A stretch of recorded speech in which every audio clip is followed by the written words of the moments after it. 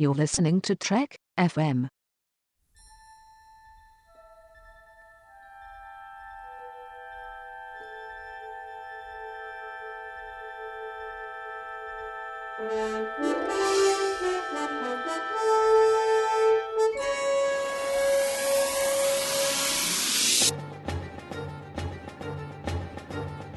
Hello and welcome to Trek FM's From There to Here, where we cover all 729 episodes from Broken Bow, Oklahoma to the Yorktown and Star Trek Beyond.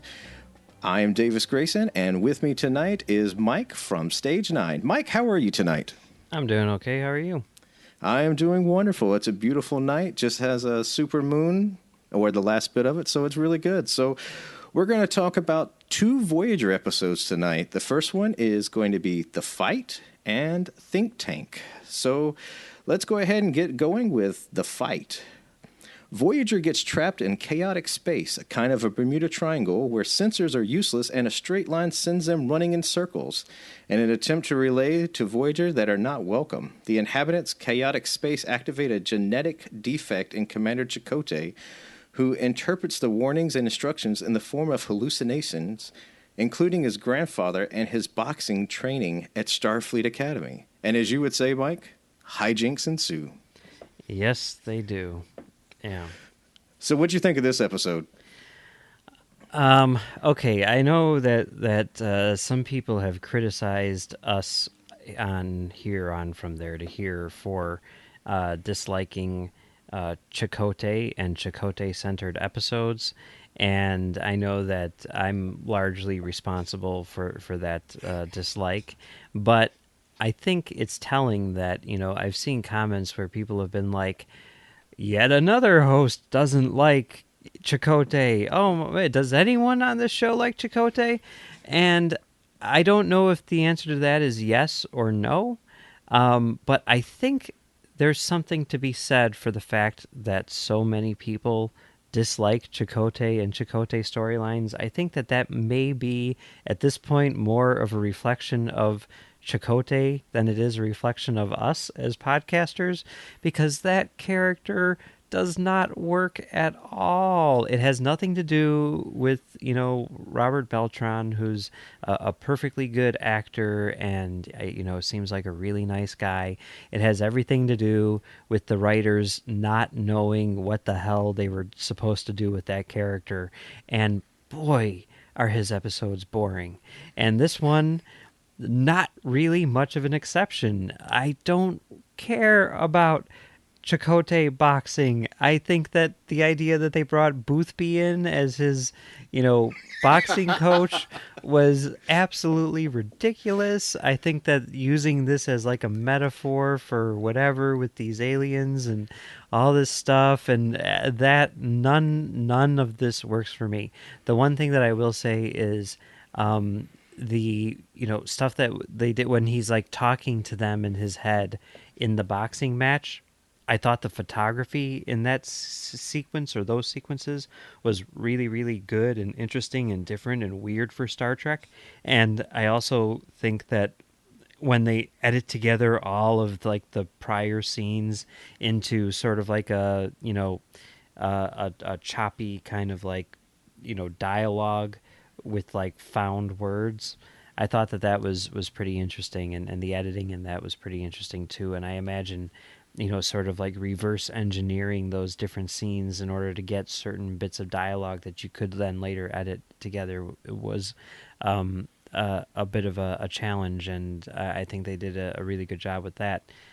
Should be noted, this episode is written by Joe Menosky, who's, of course, working on Discovery, and he's known for writing really, really weird episodes, and I think this kind of falls into that category. And as I think many people would agree, I mean, that's one of the exciting things about Menosky, right? But, sometimes you get Darmok, and sometimes you get masks, and I will take masks. I will take a couple masks if it means getting a couple Darmoks. I'll take 5 masks for every Darmok. And because, if you're not going to try something crazy, then you're not going to get something great. And, but if you try something crazy, you're going to have a much higher rate of failure in a sense. You know what I mean? But those highs are going to be really, really high. So I consider the fight to be a mask, and I will just chalk that up, much like, a batter, even if he's hitting, getting only 1 out of every 3 hits, he's a Hall of Famer. Minoski, he does great stuff, but it's not all going to be gold, and the fight is not gold. Yeah, this is more along of I like the episode, and not saying I really liked it, but it was okay, like you said. Yeah, we don't get a lot of good Chakotay episodes, and I've never had a problem with him. And even Kristen Beyer, who is one of the writers for Star Trek Discovery, she does a pretty good job of writing him, I think, in the new novels he's been doing. But some of the cool things that I pointed out when rewatching this was the little bit of world building. It was Price Jones versus Gold to Lock in a boxing match. Would have loved to have seen that one. That would have actually been cool. And the chaotic space, Seven just says, "Oh, the Borg already knew about this for a long time." Really? And you're just now saying this to us? I mean, it was okay. That part was weird because it's like the second episode in a row where we have like wobbly Voyager, right? Yeah. Like warping Voyager. So anyway, okay, sorry. Oh, no, I mean, other than that, I mean, the only other thing that I really, it kind of spoke home a little bit was when Chakotay kept saying, "I don't want to end up like my grandfather because of this, whatever defect it was or anything," because he said he just ended up as a crazy old man. I don't want to end up like him. And I think all of us have that little bit of fear sometimes that if we have a family member who is suffering from either Alzheimer's or something else, we have that fear that we could end up like that too, or suffering from whatever that case, if it's genetics or if it's not genetics, it could have that effect on us. And that was one part I did like about the episode. But as you said before, it was a little weird having Boothby just show up for boxing. And I'm going, I thought he was a gardener. What is he? What is he doing? I mean, I know there's like all this sort of like mythical stuff going on in terms of Boothby, but I mean, we just saw Boothby a few weeks ago, right? Now we're seeing him again, and it's just like, Boothby, you can only go to Boothby so many times, you're kind of ruining that. And also, I mean, I guess they're just going with the whole, whatever, he's old, old people don't age or something like that. But it does seem kind of weird that, we're doing flashbacks to Chakotay's youth, and Boothby is, like a good 5 years older than he was when we saw him in the present on Next Generation. But whatever, that's TV for you, I guess. Yeah, I guess so. I guess it just doesn't age that quickly, or, whatever the case may be. He's like Benjamin Button. All right. So is there anything else we want to cover about this episode? No, I don't think so. All right. Well, let's move on to Think Tank. And let me just tell you, this is probably one of my favorite episodes. I don't know what you thought about it, but this one right here, not only does it have a cool little intro to it, but it also has George Costanza.